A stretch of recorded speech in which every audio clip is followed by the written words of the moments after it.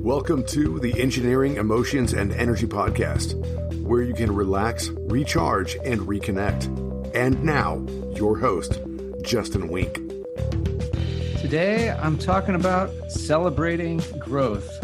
When was the last time you celebrated your own growth? If it was today or yesterday, great. If it's been a really long time, that's good too. If never, that's also good. You want to know why? Because I'm going to invite you to celebrate growth with me as we celebrate the Engineering, Emotions, and Energy Podcast 100th episode. This is number 100. We're going to be taking a look back all the way to the very beginning when I started this podcast back in December 29th, 2019. So over 2.5 years ago, still going strong, reaching episode 100. So we're going to look at some of the previous episodes. I want to give a big thank you to my editor, Joey, who we've been working together for, I don't know, is it probably 2, 3, probably more. Time's been flying by because we've been having such a good time. And I really do feel like the podcast has just been getting better and better.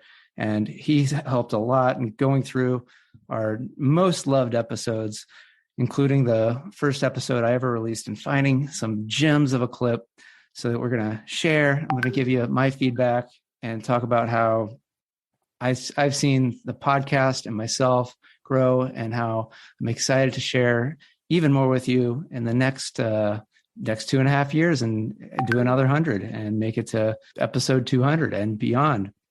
Because really, it's all about, if I'm growing, then that shows that you can grow too. And if you're growing, then that means that it shows that somebody else can grow, including myself. And we're all growing, getting better, having the lives that we truly want to be, and finding ways to do it in a way that's relaxed, it's energizing, and we're connected. We're not just disconnected, grinding through, working hard, hoping that we're going to get there someday. And it's miserable until at some final time, oh, okay, we're deemed good enough by who? I don't know who.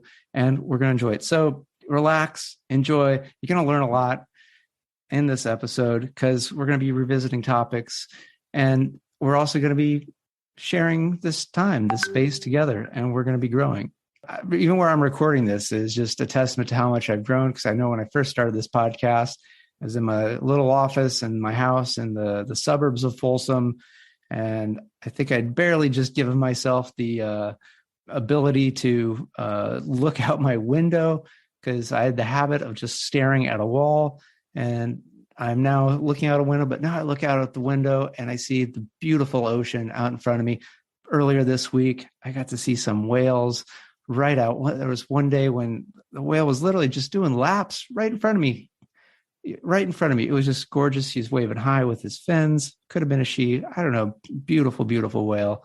Because this is where I want to live. I enjoy being by the ocean. It's fantastic. And so if you do hear some waves, that might be what you're hearing. Let's buckle up, sit tight. And the first episode was called You Are Influential. And this was my first episode ever. And I got to tell you, thinking back to when I recorded that, I was just practically shitting my pants, because I was like, oh my gosh, can I actually do my own podcast? Is this going to be good enough? And I put so much work into it. And I just remember feeling so anxious, and then also worried about, like, who's going to hear this? Are they going to like it? Are they going to hate it? Am I going to get in trouble? Am I going to get fired from my job because of this podcast? And so far, I can't even think of any negative comments I've gotten about the podcast. Nothing but love, support. I still have my job. So that's another testament. You can do what you want to do and continue working maybe where you've worked, but maybe it's going to just change the dynamic. So let's listen to this first clip. What sort of feedback would you like to get? Whether it's the next day, the next month, the next year, what intention do you want to put out? Do you want to be putting out something positive, something where you're helping people make their life easier, make their life better, helping them get to what they want?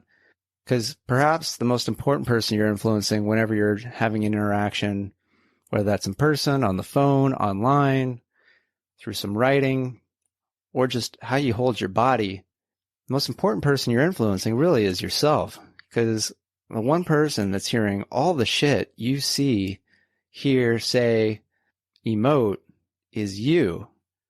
So if at the very least, you don't care about influencing those outside of you, what about influencing yourself?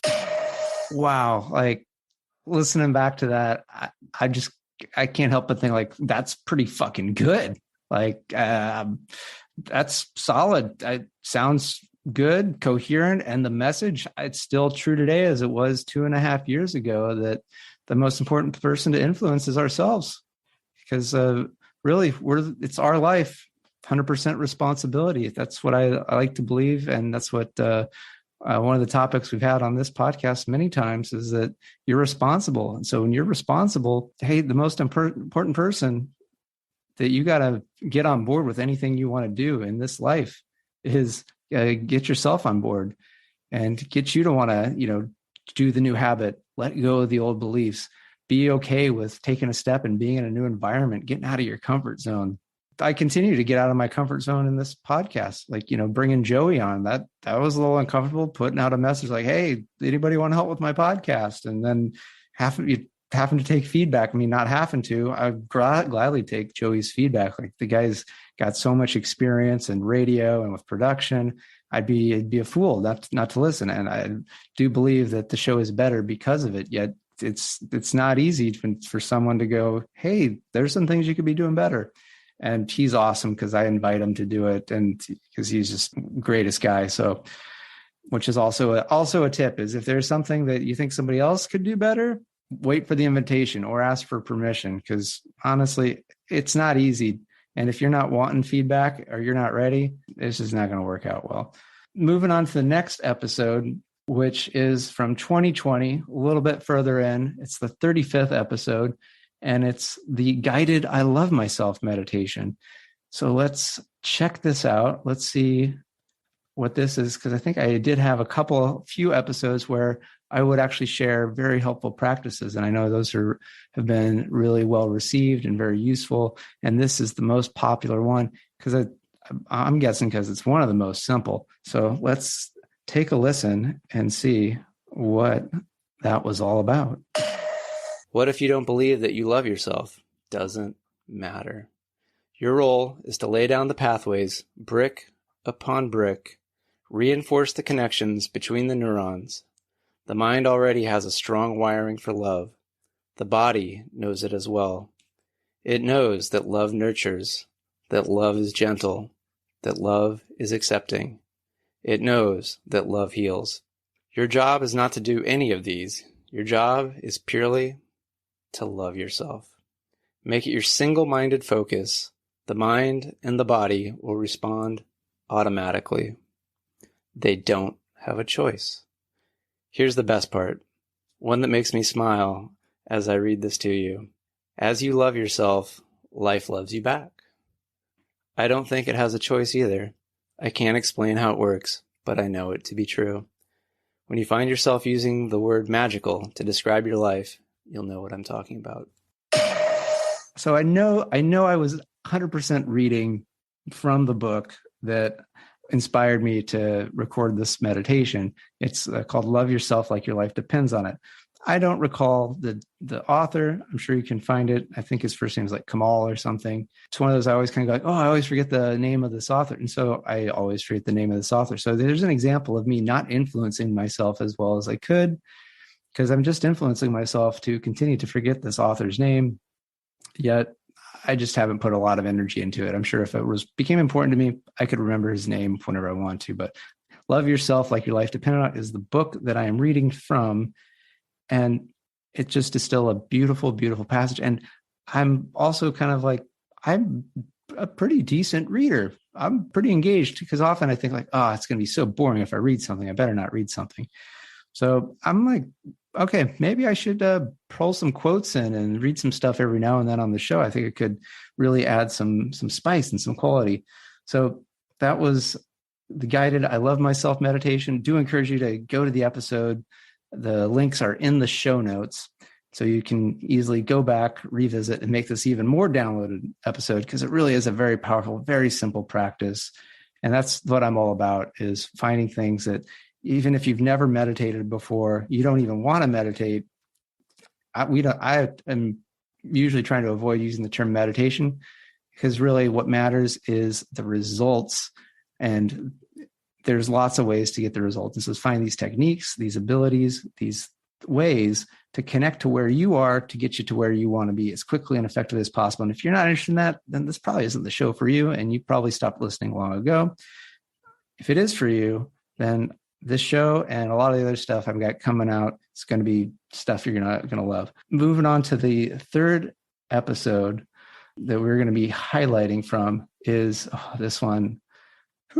This one for me is a doozy. This is episode 65. So we're into 2021, just about a year ago exactly, because this was recorded pretty close to around 4th of July, maybe a little bit after. It's called Depression, Divorce, and Disillusion.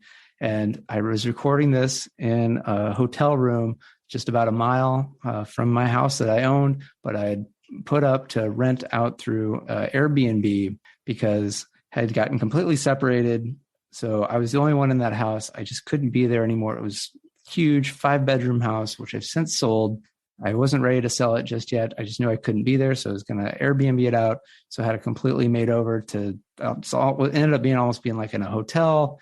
And I was like, okay, I'm going to go travel around for a few months while this gets rented out. My car was put in the garage, locked away with some of my other belongings. The garage became my storage shed, and the rest of the house was effectively a hotel, no longer my home anymore. After that, I walked to this hotel, and I'm carless. Got one night before I fly out to start all of my adventures, where I went to Atlanta, I went to Roatan, Honduras, went to Costa Rica, spent a lot of time various places in Costa Rica, did meditation retreat, made some great friends, connections, and it was really powerful for my spiritual growth.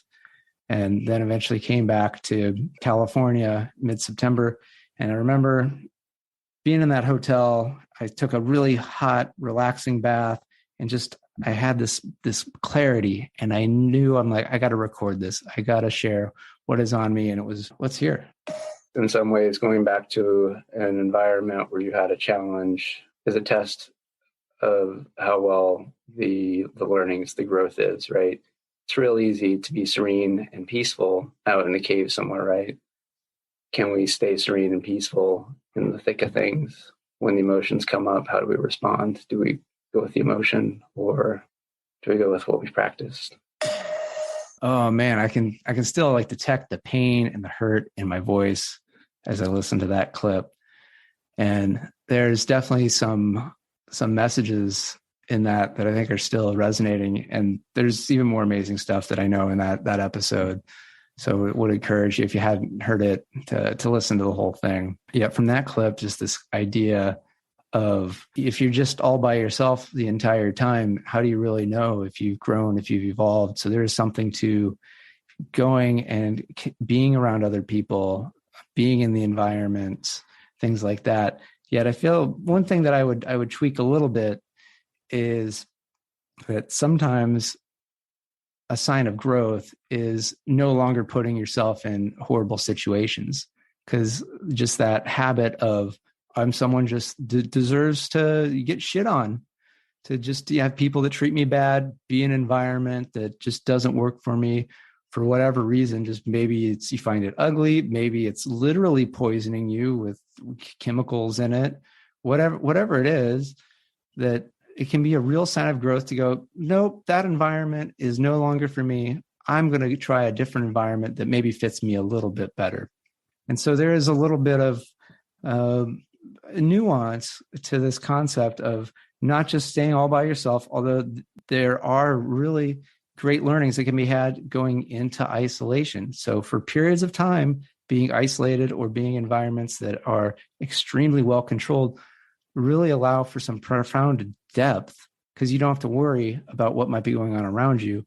Yet to really, really fully integrate that and be able to take that out into the world does require going somewhere with other people in the environment, in the world, and seeing how do I react? And that's going to be your information to know, what do you still have to work on? What's the next step for you, right? So like for me in this podcast, I know that getting this out to more people. So I do encourage you, thank you for listening to this 100th episode.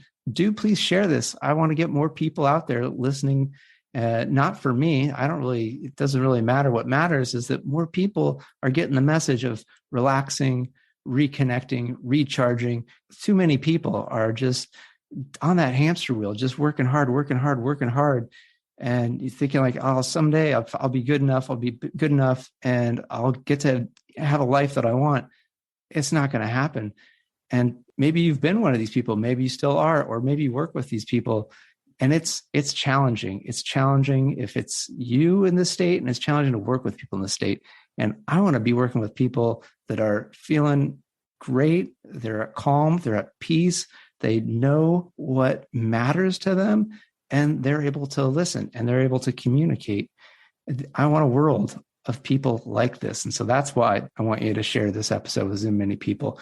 And I also am aware that as this show grows and as the stuff that I'm doing grows, that's going to be a little bit uncomfortable. Things are going to come up. Maybe not everybody's going to like the show that ends up coming across it, right? And maybe not everybody's going to be the right person for me to work with. And so it's going to be some new challenges.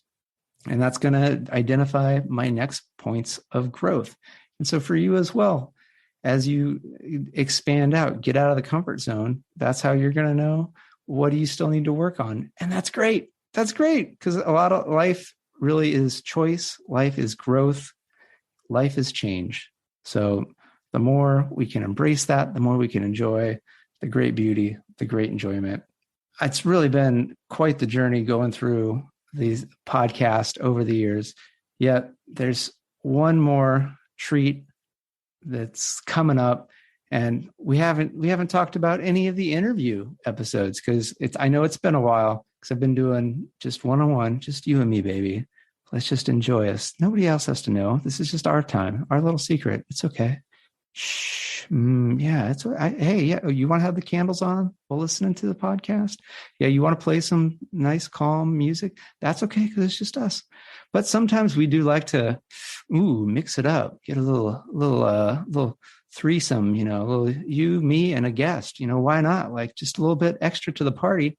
And it has been a while. And I think we're probably getting to the point where, hey, it's going to be time to maybe bring some other people to the show. For now, we're going to look back at the most loved episode where I had a guest on, and that is episode 5 with Nita Cosme. Gonna bring her onto the show. We did a special interview recording, so hope you enjoy that and the clip and us reminiscing about the show as well. So thank you, and now enjoy this little section with Nita. All right. And I've got Nita with me here. Hey, welcome to the show I believe this is your third time. Welcome, Nita. Wow. Over how many years has it been? It's now 2.5 years. Yeah, that's really, really cool. Thanks for having me back, Justin. And thanks for having me back, especially to celebrate.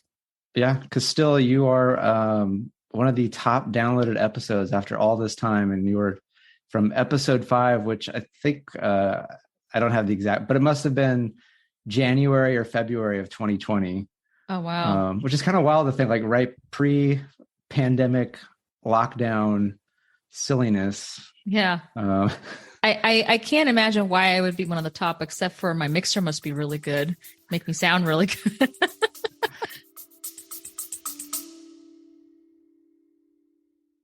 Feeling overwhelmed by the daily grind? Imagine if you could pause, reset, and truly connect with a calmer, more fulfilled you. It's not just a dream, it's absolutely possible. Hi, I'm Justin, and I invite you to discover the life-changing techniques in my book, Engineered to Love. Right now, I'm offering a free chapter complete with guided audios that have already helped so many people find peace amidst the chaos. These aren't just any techniques. They're transformative practices designed to help you love yourself and engage deeply with the present moment, without even having to close your eyes to the world around you. So join us at engineeredtolove.com/sample and access your free guided session. It's time to bust the busyness and embrace the joy, ease, and love in your everyday life. Don't wait. Start your journey to a more relaxed and recharged you today, because you deserve to live a life you love. Visit engineeredtolove.com/sample. See you there. Well, because when my editor Joey was pulling the clips, he was listening to our episode. He's like, "Oh, it's really fun to hear you two like go back and forth." He's like, he was entertained. So I think Oh, what? Listening to two friends banter back and forth? Yeah, of yeah. course. So for those of you that haven't heard one of Anita's episodes before, because we have two. Yeah, we've known each other for, is it 10 years now? Was it 2014? Just about 8 years. Actually, no, exactly more than 8 years. This year, April is when we first met. In 2014. April 2014. Yeah, that's wild. Yeah. So, and we've changed a lot. Like you and I saw each other as babies practically 8 years ago, and now we look different, we feel different, we think very differently. Our lives are very different. Very different, a lot better. I feel like even though, we don't look like babies, I think we actually are way more attractive now. Yeah, because Nit is beautiful and married. Thank you. And thank you, sir. Amazing. Yeah, and we met at a Michael Burnoff personal development conference. And Michael Burnoff, he's a phenomenal neurolinguistic programming coach, and just a great way for both of us to, I think, like really get going in the space. And we don't work with him as much as we used to because we've grown and evolved, and time and a place for everyone and everything. I like to say Michael was successful with us. His whole point was to enable us to the point where we didn't need him for anything. And he did that. And I wouldn't say it took us too long. It probably took me about 4 years with him, like various different events. And then you're like, wow, I actually grew above and beyond to where he wanted me to get, and then used other things. And then eventually I think I learned probably the best lesson of all of growth, which is a sovereignty, not be like self-mastery, sovereignty. And I don't mean self-mastery in the sense like, oh, you're having this 10x business and the best weight possible and the best whatever. No, like you're learning literal sovereignty of understanding how to tap into your intuition, your everything that you've learned from school or teachers like Michael Burnoff, things that you've learned about life and through family, things you've learned about love, friendship, all of these important foundational basics that you're learning to finally grasp from within rather than from the outside, the exterior, the outside. And we've come a long way, buddy. A very long way. It's been pretty incredible. Yeah. As I get our clip ready, so we talk about Michael Burnoff in the clip, and we also talk about he's a mutual friend now, but he's been a longtime friend of yours, Munib. Yeah. So I don't know, just for a little context of. Oh man, Munib and I met at like another friend's wedding for the first time, and him and I, and then a couple other of us, we were like the misfits. Like we got kicked out of a dessert place. You know what I mean? Like that's how ridiculous we are together. And over the years, we've lost touch with some of the rest of the gang, but Munib and I always seem to be like in sync. Even if we don't speak for like 8-9 months at a time, we end up pretty much being on the same page like 8 months later. And I adore him as much as I adore you, because as a female, I've experienced a lot of loyalty from the both of you. I've experienced a lot of support, and I've experienced a lot of love and care from the both of you as friends. And so he's just a dear friend. And I know that the three of us, have gotten together for different things, and we've learned things together. We've done online masterminds together. And ultimately, we've all grown up together. Like I've known Moni for, I want to say 17 years now. I've known you for almost 10 years. Like us three have grown up together. Yeah, it's pretty wild. Like, so great guy. And so I think now we're ready for the clip. Anita has not heard the exact clip before. I've heard it. So let's take a listen. To take it back to reality transurfing, right? Like when you were a child, and Munib and I have talked about this, that, when I was a kid, and like definitely he remembers it very clearly when he was a kid, he could just make his intentions come alive within moments. Like I remember I could think something, and I remember this specific example. I was driving in the car in the passenger side with my brother. I look out the window and I was like, hey bro, there's going to be a yellow dog that's just going to run by. And what would happen if that happened? And he's like, you never know. Whatever you think comes true. And literally a yellow lab, a yellow lab just runs by on the sidewalk. And I remember as a kid going, whoa, like I can do this. And Munib had a very similar capability. Like he said it was so easy because he had no attachments tied to the outcome. He would think it and it would happen like moments, hours, days later, depending on the magnitude of whatever he wanted. And as adults, like we keep trying, that word that Michael hates, like the trying to get back to that or find that again.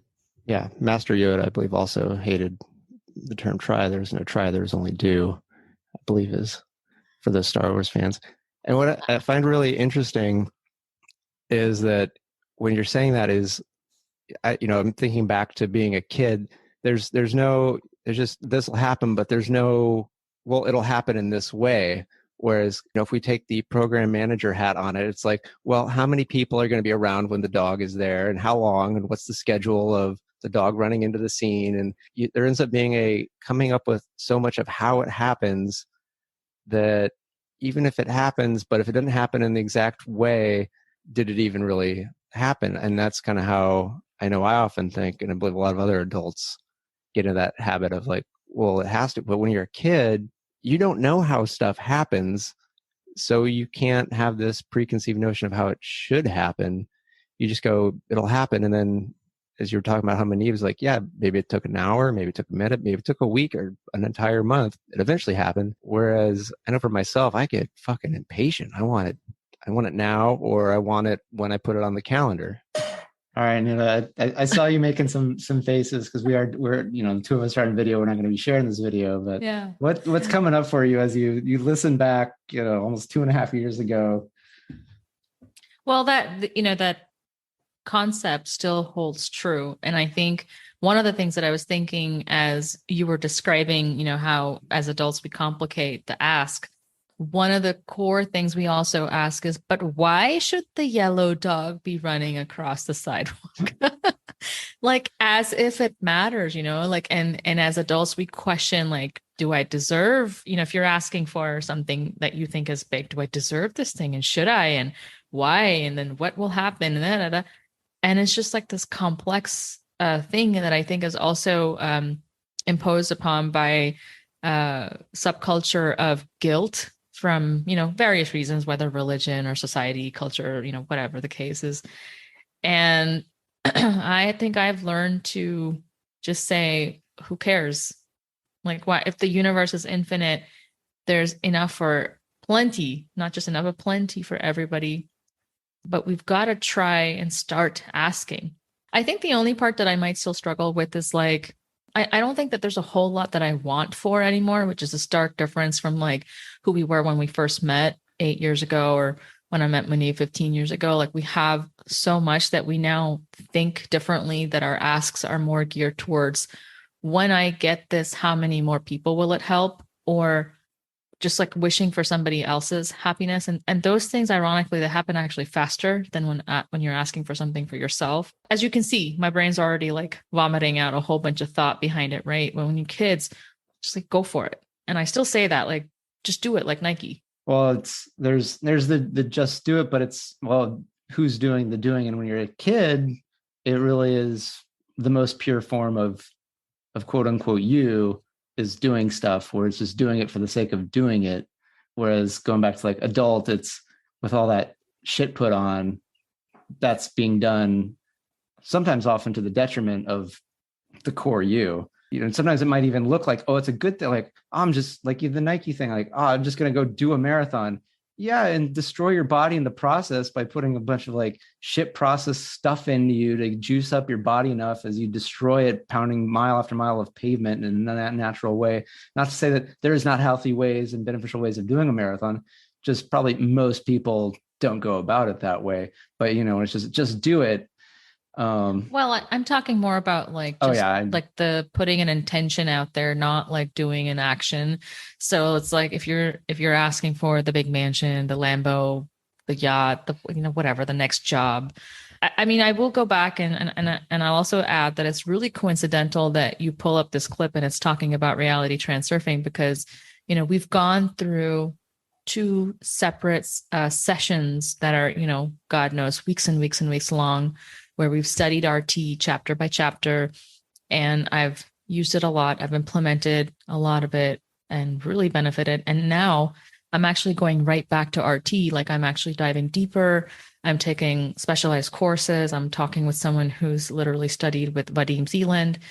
And I don't know. Vadim Zeland's the author, and it's not really right for me to say that he's the creator, but he's the one that wrote and has brought out this reality transurfing or RT, which my large 100,000 foot take on it is it's a model of reality, basically how the universe works. Yeah. And when you understand how anything works, it becomes a lot easier to work with. Sort of like if you have a model of electricity, you can now start using electricity to do stuff in your benefit. You don't just have to be worried about getting struck by lightning anymore. You can, light your house, you can create computers, you can do all this stuff. Reality transurfing is kind of like a one way. And I don't know, I think I've since experienced, 2 or 3 different models of reality since, you first introduced reality transurfing to me. And I think you've probably, know some of those, if not others. And sometimes it doesn't even matter if you have a name for your model of reality, just as long as it does actually kind of go with how the world works, it's going to make life a lot easier. I think I totally agree with that definition. It is a model. I think that, you can fit a lot of other quote unquote models that you might have heard of, such as Abraham Hicks, or even some aspects of Sadhguru and, Wayne Dyer and all the Hay House folks that we've grown up with and come to know and learn.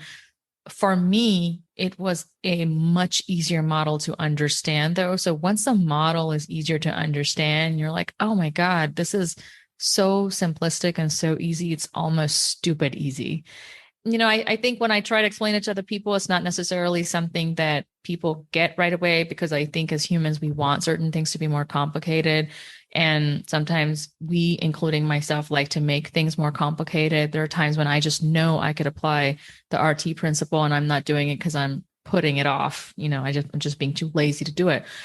But ultimately, the secret of manifestation, which is what the RT model is intended for, manifestation and your experience of life, it is not an energy healing modality. Ultimately, I think the secret to all of that manifestation and RT is your emotional state of being. I use this example a lot before I met my husband. Got married 3 years ago. Knock on wood. We're about to celebrate our 3rd anniversary. Before I met him, I was single and I was looking for somebody, and I decided to implement the RT technique by meditating on my emotions. And how I did that was I kind of reverse engineered and say, look, how do I think I'm going to feel if I am married to the right person and I meet the right human? And I took those emotions and I said, well, when else do I feel that? And it was the stupidest thing, but I felt like that when I had a hot cup of coffee or cocoa on a winter day with a blanket wrapped around me on the floor. Right. And so I would sit on the floor and go back to that memory and feel the hot mug and feel the comforter that I would have around me, or the, blanket. I would remember the smell of all of that. And that was the freaking meditation. I mean, the stories. I won't reiterate the stories here. Maybe save them for another day, but that I met my husband very, very quickly after all of that. And there were a couple other techniques that I used that also align with RT, but I love this model. Whoever's listening, man, go out, get the book, or listen to the YouTube videos. There's an amazing person who is in the United States who teaches this and has learned with Vadim. Her name is Renee Garcia. That's Renee Garcia. And it's or listen to our episode, that's linked in the show notes, where we talk about more reality. I think we do almost an hour. You could even listen to us and get the whole lowdown in just a quick short hour. Yeah, it's been a life-changing thing for us. Yeah, and it's really is how important emotions are, because one of the things that a lot of us miss is that a lot of why we do just about anything is based on emotions, whether it's trying to avoid emotion or go towards an emotion. Yet emotions is also one of those things that you can experience your emotions in different ways, and then you can also create your emotions in different ways. And so sometimes this whole, let me do this, then I'll feel that, is completely backwards. It's let me feel this, then maybe I'll have that outward experience. It really is our inner experience becomes our outer world, whether we're aware of it or not. And it's just that getting into awareness and alignment, and reality transurfing is like, one way of doing that. And there's lots of ways. And sometimes you don't have to care about the way. If you find a good teacher, I'm more and more about, don't try to know anything new. Just, does it seem like this is going to do something for you? And is it relevant? Then yeah, keep doing it. If not, then, who cares if it's a true, quote unquote, true fact, but if it doesn't do anything to move your life forward, maybe don't pay too much attention. You're totally right. Like I just went to Vancouver, as you know, for a bit of a vacation. It had been way too long since I'd had some time off. I was not in a good place mentally and emotionally. I was very beyond my threshold, right?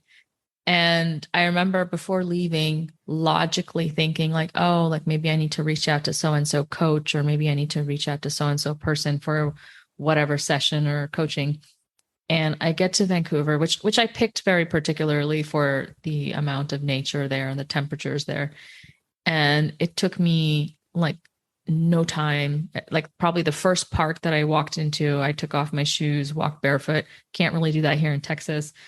We've got all sorts of bugs and snakes and whatever, but I go there, or another park I went to, they had this lush green forestry, or you go to the ocean.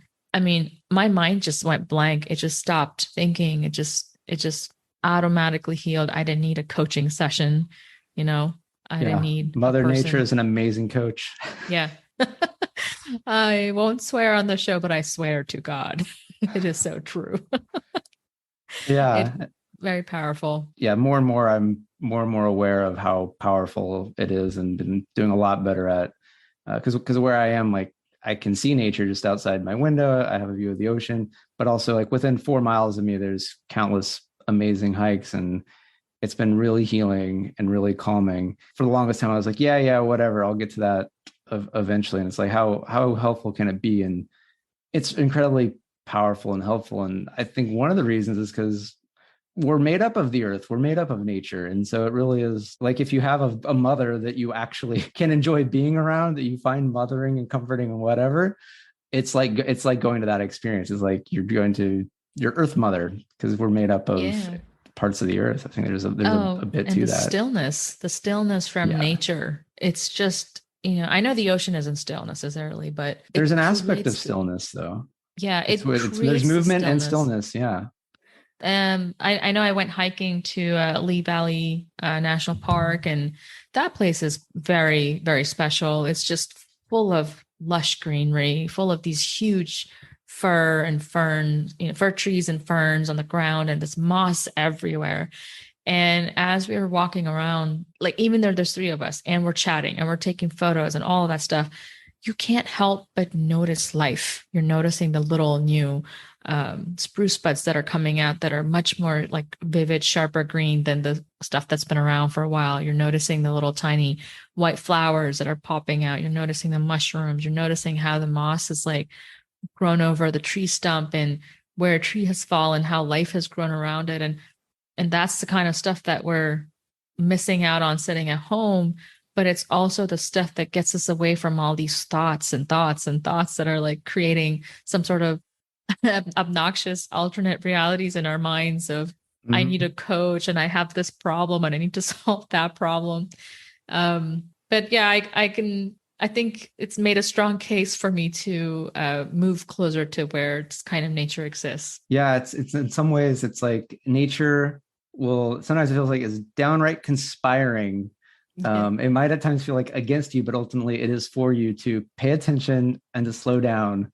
Because I know some of my early forays into nature, it's but then a snake showed up, or there were ticks in the tent. And it's in retrospect, it was oh, is this really getting me to notice and pay? I needed something scary to like get my attention. Right. But now it can be a lot more subtle, just like a beautiful little Tweety bird in the tree. It doesn't have to be. Yeah.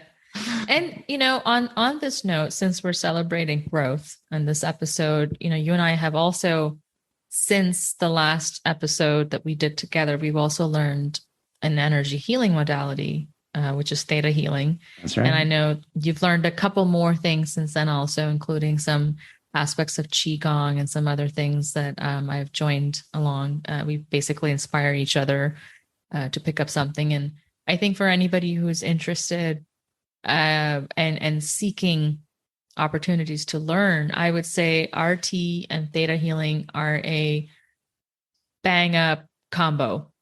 They're just a clincher. Like there's no second thinking about it. If you are someone who's into that sort of thing. Yeah. And even if you're not, but there's just something that you're just like, I got to find more. That means it's probably for you. Like these things are kind of at the right time. You just, it comes along. And if it's not, no big deal. This is just an interesting, fun podcast of two friends chatting, celebrating growth. And we got to hear a lot of fun clips before Nita came on.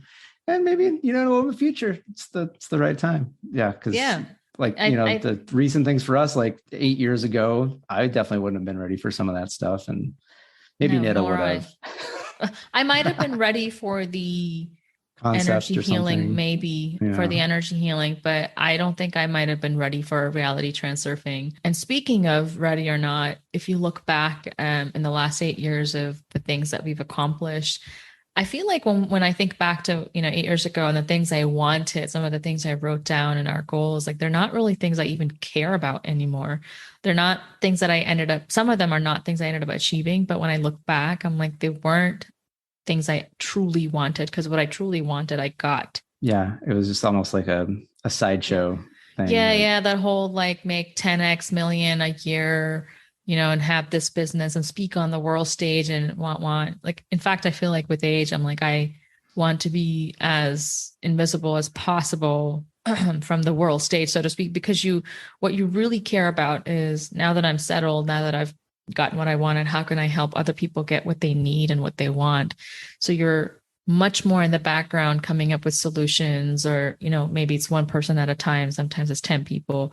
Like, how can I get this community a clean water pump where they have no local water? Or how can I help, complete this person's education in this school? Like, we just donated to a school in Pakistan for children with disabilities, because that's a sector that's not really addressed at all in the country. And these things matter a lot more than the $10 million a year did. In fact, I would say, like, you don't actually need $10 million a year. Like, even $500,000 is more than enough to do everything you want. Yeah. And I'm sure there's some people listening that are like, well, how am I going to, fill up my gas tank right now? And being like, fuck you, privileged assholes. And, and I get it, because I was there, and Nita was there. And in some ways it has nothing to do with how much money might be actually coming in. It's a lot of mindset, and which is annoying until you switch the mindset and start to see like the money faucet, like just start pouring in. And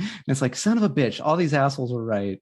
Yeah. I mean, we are talking about, like, you and I are friends for 8 years, but I personally have been doing this for more than 10 years. And I'm sure you just as long as, if not longer.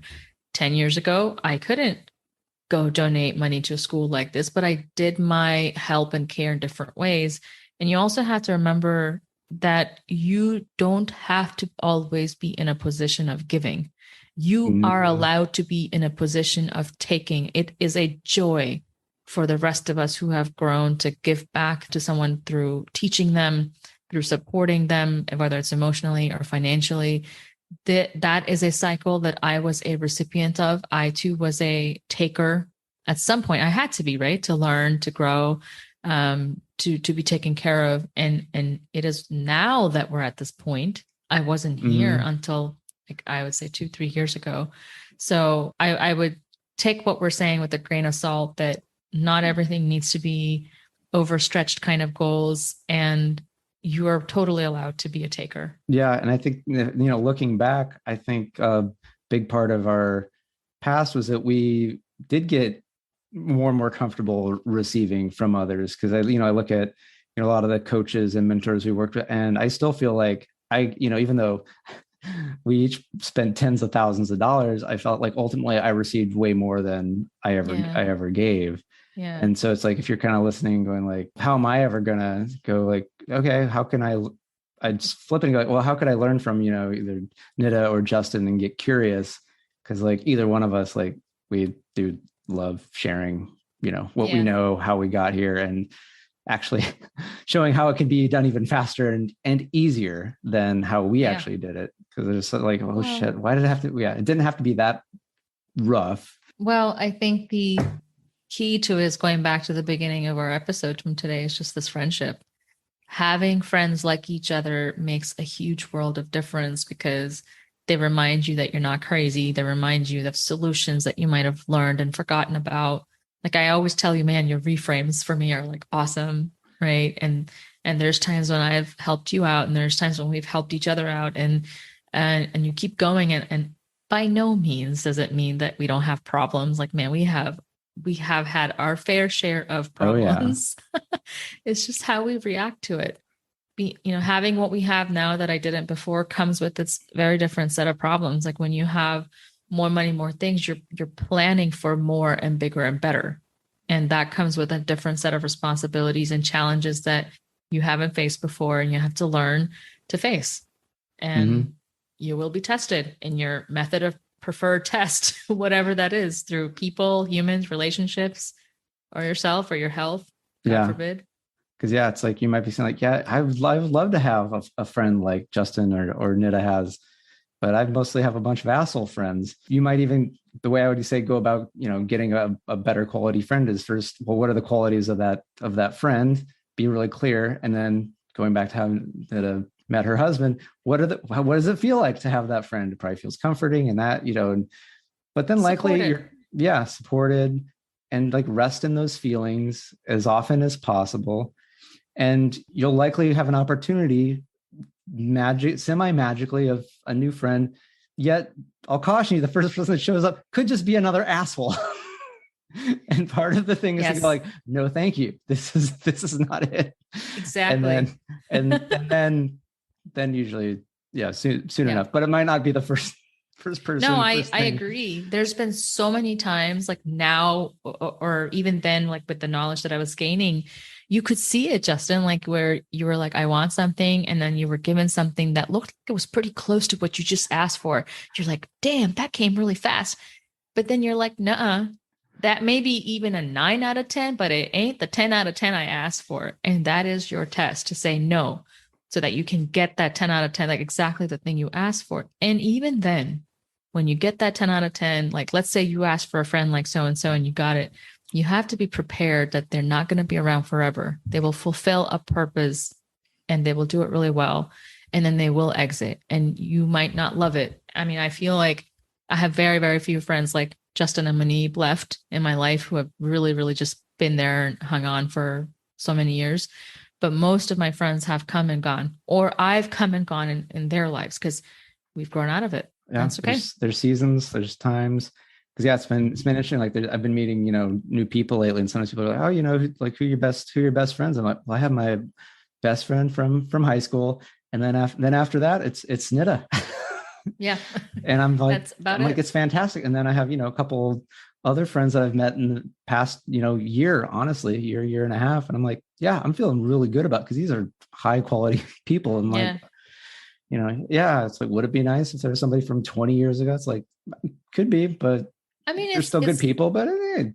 It's good to have folks who've been around for a long time, like your high school friend, because you can reminisce about all the stupidities that you did. And it's basically good for a good story. And this person, you don't generally have to prove yourself to them.